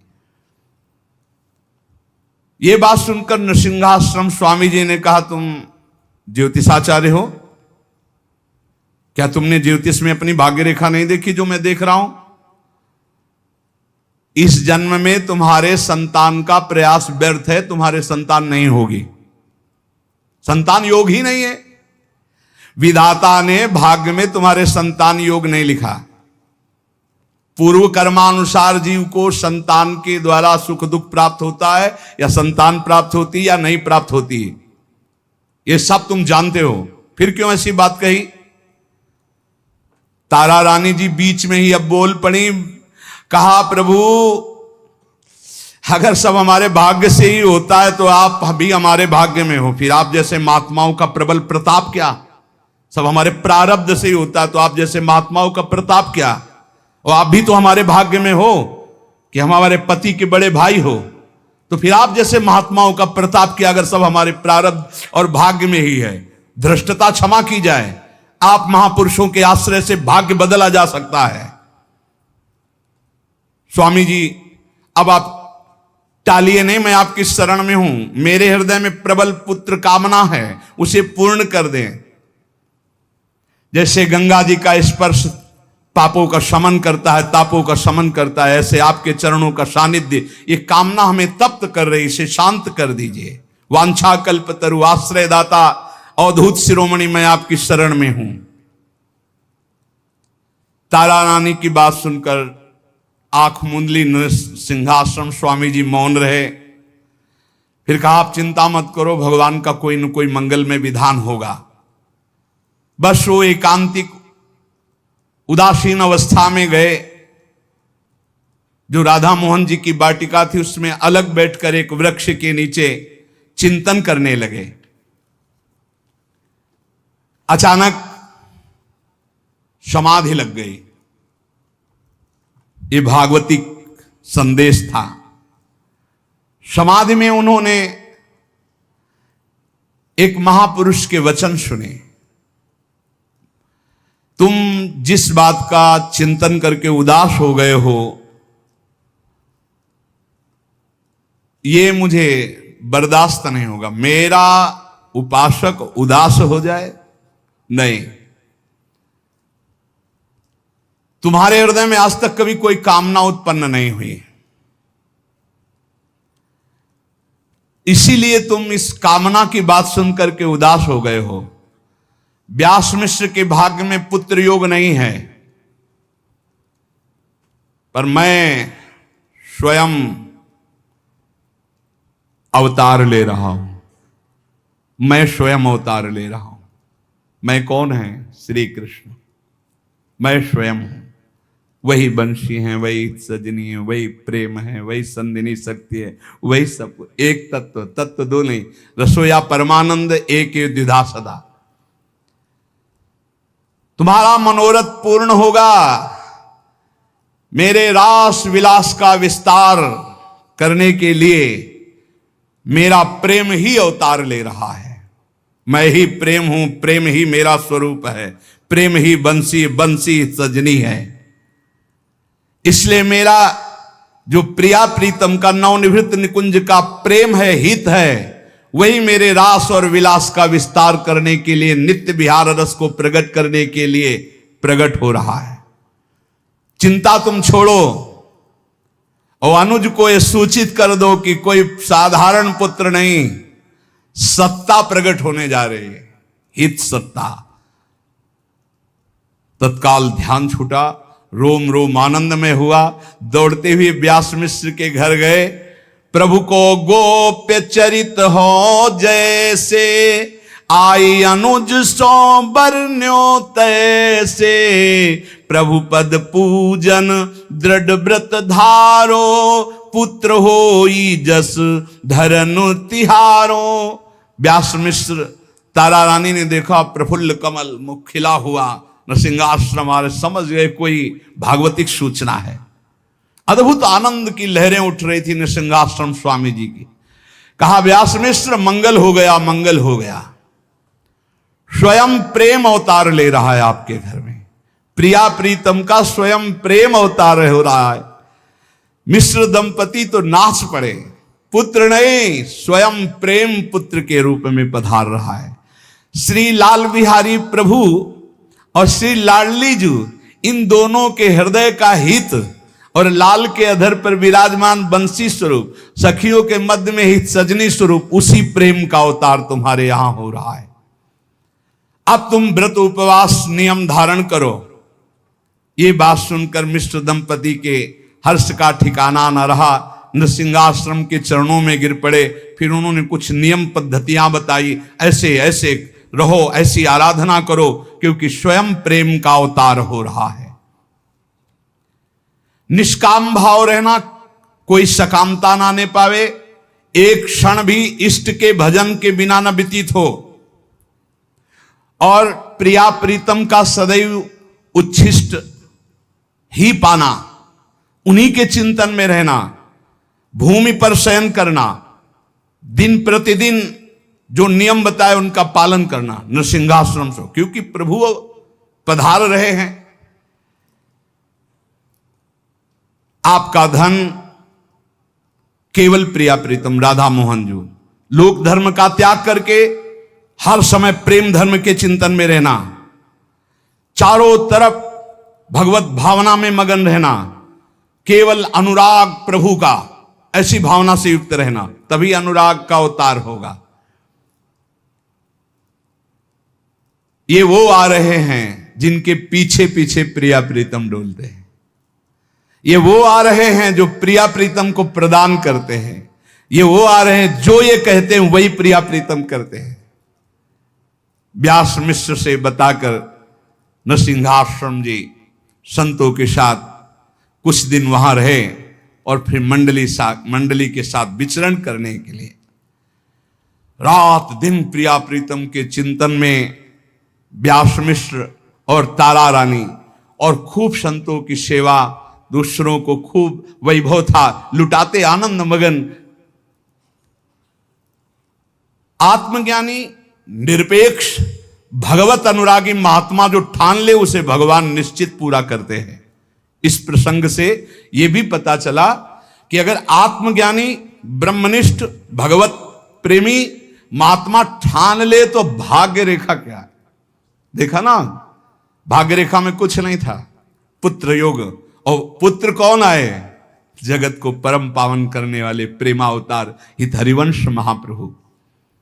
जैसे नरसिंहाश्रम जी ने दिनचर्या बताई थी पति पत्नी, वैसे ही रात दिन उपासना करने लगे। राधा मोहन जी की उपासना में कुछ ही समय व्यतीत हुआ कि युगल का प्रेम तारा रानी के गर्भ में प्रकाशित हो गया। तारा रानी ने बहुत आनंदित होकर कहा प्रभु व्यास मिश्र से, मेरे उदर में आभास होता है कि गर्भ है। धन्य हो तुम, धन्य हो। व्यास मिश्र ने कहा मिश्र जी ने, धन्य हो तुम, धन्य, क्योंकि मुझे बताया है नरसिंहाश्रम स्वामी जी ने कि तुम्हारे गर्भ से कौन प्रकट होगा। कैसे बताऊं, क्या सुकृत हुए, कौन सा सौभाग्य कि मुझे यह सुनने को मिला कि तुम्हारे गर्भ में प्रेम पल रहा है, प्रेम हित। तारा रानी जब से महाप्रभु आए तब से अद्भुत तेज संपन्न, मानो एक बिजली की सी कांति झलक रही हो, क्योंकि महाप्रभु प्रियाजू का साक्षात स्वरूप है। अतुलित रस बरसत सदा सुख निधान बनवास, अद्भुत महिमा महि प्रगट सुंदरता की रास। सुंदरता की रास किसको कहा गया? श्री जी को। मानो श्री जी का साक्षात प्रतिबिंब ही है हरिवंश महाप्रभु। तारा रानी के तेज के आगे सब हतप्रभ हो जाते, उनके हर अंग में तेज जागृत हो गया। जिस प्रकार माता देवकी को कंस कारागार में अद्भुत तेज प्राप्त हुआ जब प्रभु, ऐसा भाव कि प्रभु गर्भ में आ गए। जैसे बंदी गृह जगमगाने लगा था देवकी जी के तेज से, ऐसे ही तारा रानी के श्रीअंग से संपूर्ण महल प्रकाशित हो गया व्यास मिश्र जी का, क्योंकि प्रियाजू और लालजू की प्रीति प्रकट हो रही है। आश्चर्यजनक कांति देख करके अब तो सबको आनंद हो रहा है कि कोई अवतार प्रकट होगा, कोई महान दिव्य विभूति पधार रही है। अनेकानेक बिना बुलाए बड़े गुप्त गुप्त के महात्मा जो एकांत में भजन करने वाले, वो सब आने लगे व्यास मिश्र जी के यहां। जैसे पुष्प में पराग आ जाए तो भौरे मंडराने लगते हैं, ऐसे दिव्य दिव्य महापुरुष व्यास मिश्र जी के यहां पधारने लगे, क्योंकि प्रिया प्रीतम का प्रेम प्रकट हो रहा है। बहुत अद्भुत मूर्ति महाप्रभु हरिवंश चंद्रजू। अब तो कैसे होंगे प्रेमावतार हरिवंश महाप्रभु, इस ध्यान में तारा रानी मगन लगे। उनके सामने वो छवि आने लगी बाल रूप हरिवंश महाप्रभु की। वो कभी कभी बातें करने लगती, प्रेम की अद्भुत दशा में डूबी रहती, अलौकिक दिव्यानंद में व्यास मिश्र डूबे रहते। व्यास मिश्र जी जब से महाप्रभु गर्भ आए तब से बादशाह से बात करना ही छोड़ दिया, जाला ही छोड़ दिया। तारा रानी के समीप ही रहने लगे, क्योंकि एक अद्भुत सुख मिलता। महाप्रभु गर्भ में थे, स्वयं देख रेख करते। एक क्षण भी तारा रानी को अकेला छोड़ना उनको रुचिकर नहीं था। तारा रानी के मुखारविंद पर एक ऐसा माधुर्य प्रकट हुआ कि जो देखता वो देखता ही रह जाता, बेसुध हो जाता, आनंद मगन हो जाता। फिर व्यास मिश्र को तो अपार आनंद, उनको पता है कौन पधार रहे हैं। मुनि के मन जो बात रमी रही, देखो चाहे जो प्रभु कही।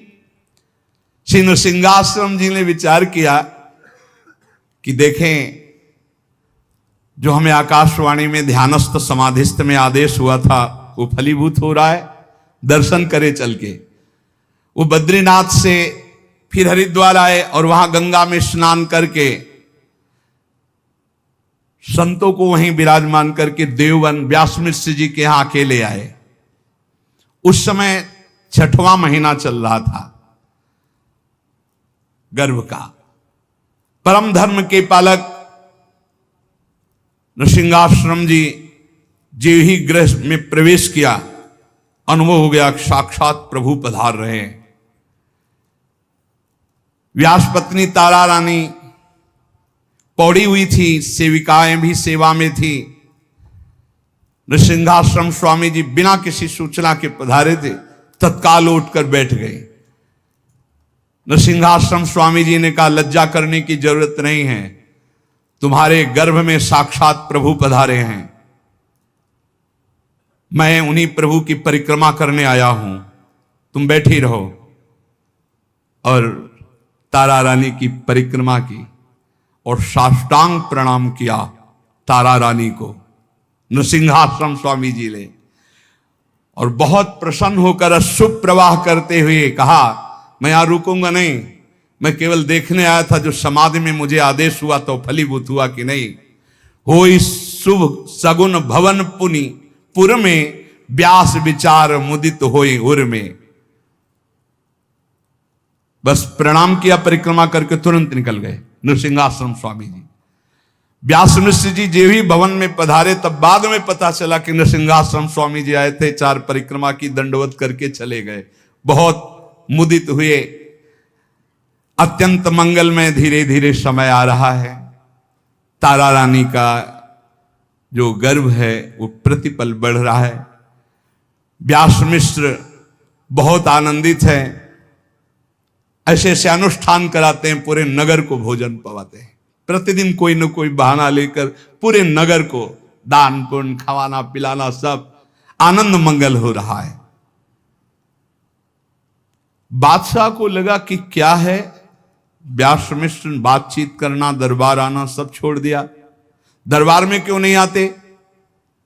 राजकीय कर्मचारियों को, सैनिकों को भेजा। उन्होंने आके प्रणाम किया और कहा, बादशाह आपको याद कर रहे हैं, आपकी दरबार में उपस्थिति अनिवार्य है। व्यास मिश्र जी ने कहा, स्वयं ही आकर के मैं कारण बताऊंगा क्यों नहीं आ पाया, आप लोग पधारें, मैं स्वयं ही कुछ दिन अपने आप समय निकाल कर आ जाऊंगा और सारी परिस्थिति बताऊंगा, आप जाइए। बादशाह ने सैनिक भेजे थे, सैनिक वापस गए। उन्होंने कहा, कुछ ऐसा रहस्यमय कारण हो जो आपसे ही बताएंगे। वो आदर करता था, लेकिन बादशाह तो बादशाह होता है।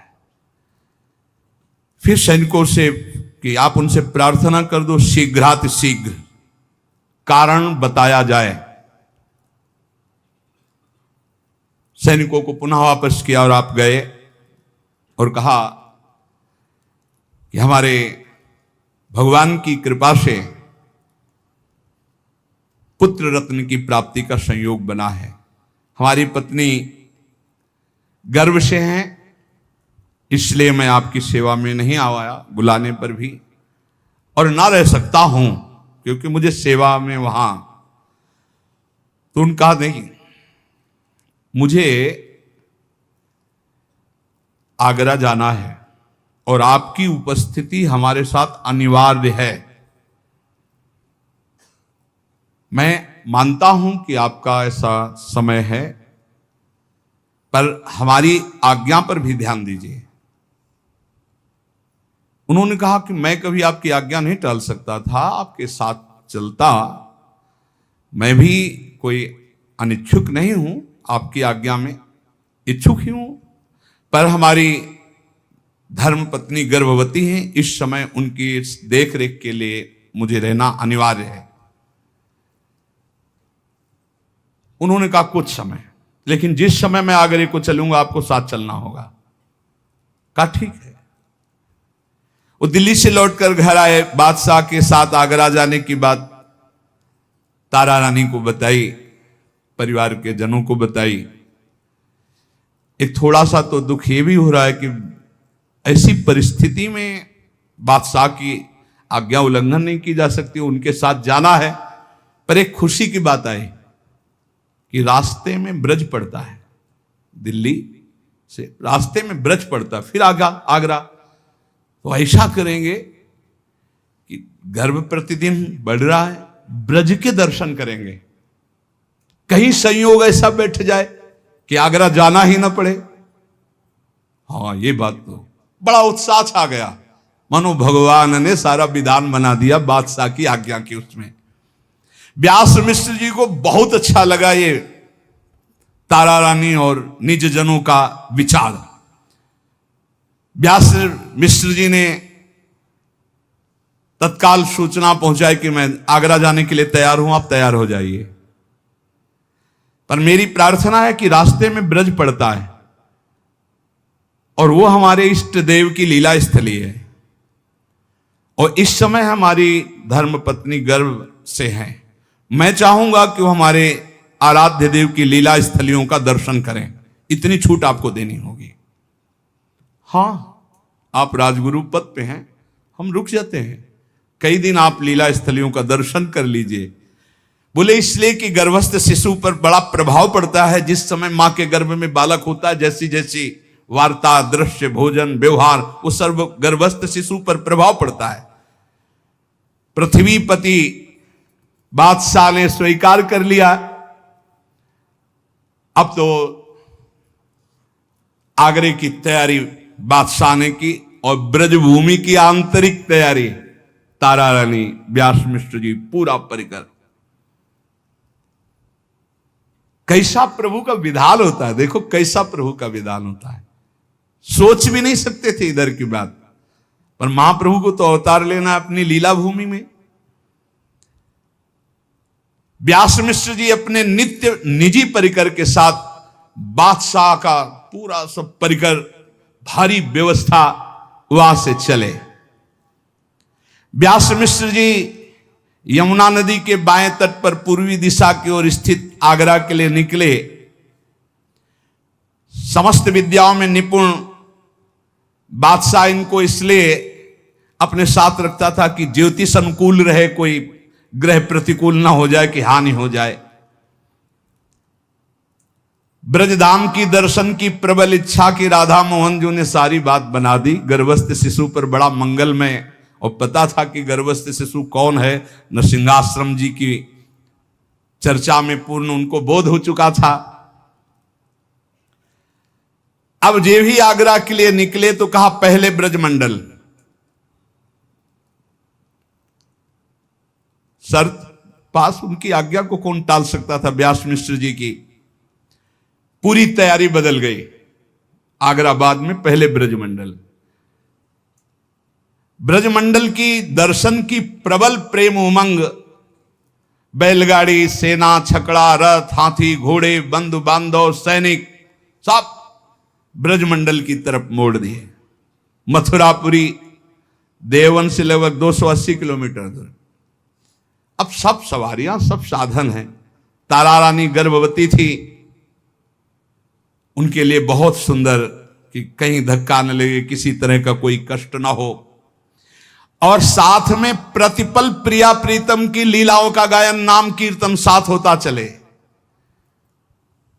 पूरे रास्ते में धूम मच रही थी। राधा मोहन जी का भोग लगता, आरती होती, नाम कीर्तन होता, पद गायन होता।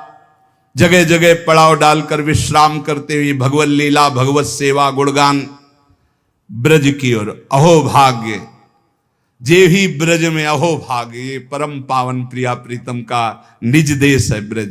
हे ब्रजवास, समझते हो, देव दुर्लभ बात है। तारा रानी के हृदय में अद्भुत उमंग। पालकी से उतर करके ब्रजभूमि को दंडवत किया तारा रानी ने। व्यास मिश्र जी ने भी साष्टांग दंडवत किया, और भी निज परिकर ने दंडवत किया। ब्रज में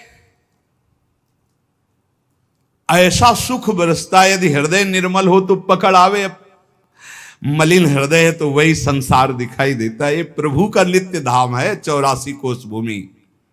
यहाँ तो भांति भांति के भगवदानंद की वर्षा होती रही। भांति भांति का मतलब दास्य सुख, सख्य, वात्सल्य, कांता, एक से एक अद्भुत भाव।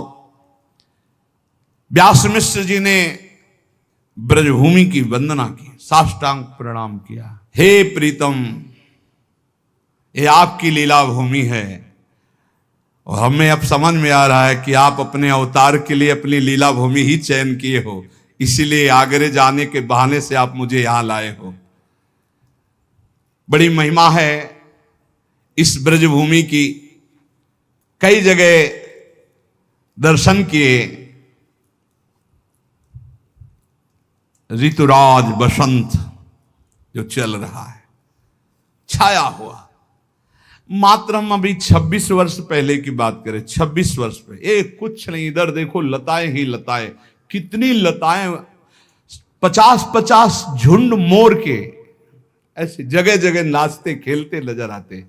ऐसी लताएं, यहां जहां बैठे पूरी लताएं ही लताएं थी। इधर हरा, एकदम हरा, ये पीपल का वृक्ष बीच में, लताएं ही लताएं पूरी, एक भी नहीं, बस ट्यूबवेल थे एक दो, कुछ नहीं, यहां से लेकर के कुछ नहीं, इस साइड में कुछ नहीं था। 26 वर्ष पहले कह रहे, तो 500 वर्ष क्या होगा पहले? लता ही लता, लता पता, ऐसे बीत राग परमहंस कोई यदा कदा भजन कर रहे थे, नहीं तो बस शांत लता पता, मोर पक्षी, नीलगाय, खरगोश, कबूतर, तोता, यही सब महान प्रिया प्रीतम के धाम के निजजन अब सब गुप्त होते जा रहे हैं। ब्रजवंदना व्यास मिश्र जी ने देखा, बसंत ऋतु का प्रभाव वृंदावन में छाया हुआ है। वैसे तो हर समय बसंत ही वृंदावन में रहता है, सदा बसंत रहत वृंदावन, पुलिन पवित्र सुभग यमुना तट। ऋतु बसंत, षड ऋतु में राजा जो बसंत, ताके आगम हिये हुल संत। पड़ाव पड़ा, राधा मोहन जी की सेवा हुई, सब आनंद मगन करके कीर्तन कर रहे हैं। महाप्रभु का कल प्रादुर्भाव है, कल प्रकट होंगे बादग्राम में। जय जय श्री हितहारी बंसी वल्लभ लाल की।